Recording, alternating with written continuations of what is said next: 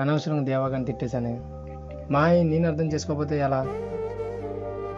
అక్క కూడా నేనే అర్థమైనట్టు చెప్పాలి కదా. నేనే కోపంగా వచ్చేస్తే ఎలా?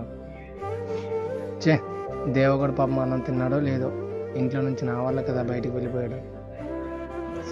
సరేనైతే ఈఎఫ్ఐ గురించి తెల్లవారి క్లారిటీగా కొనుక్కుంటా.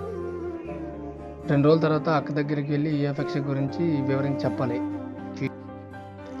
భవిష్యత్తులో ఇది బాగుంటుందని నేనే కదా అక్కకి నచ్చి చెప్పాలి. సరే అయితే మార్నింగ్ వేరంగా లేచి ఈఎఫ్ఎక్స్ గురించి క్లారిటీగా తెలుసుకుంటా. ఏంటి రాంబగుడు ఎందుకు అన్నాడు? అసలు దేవగడు ఎందుకు అలా అయిపోతున్నాడు? దేవగడు కోసం ఎందుకు అలా అంటున్నాడు? అసలు దేవగడు ఏం ఆలోచిస్తున్నాడు? ఏఎఫ్ఎక్స్ అంటున్నాడు, ఎడిటింగ్ అంటున్నాడు, యూట్యూబ్ ఛానల్ అంటున్నాడు. అసలు అలా అయిపోతున్నాడు. వాడు ఇంకా చాలా చాలా పాడైపోతున్నాడు. ఏంటి అసలు ఏం చేయాలి? ఇది ఎంతవరకు నిజం, ఎంతవరకు కరెక్ట్ చూద్దాం, ఒకసారి ఆలోచిద్దాం.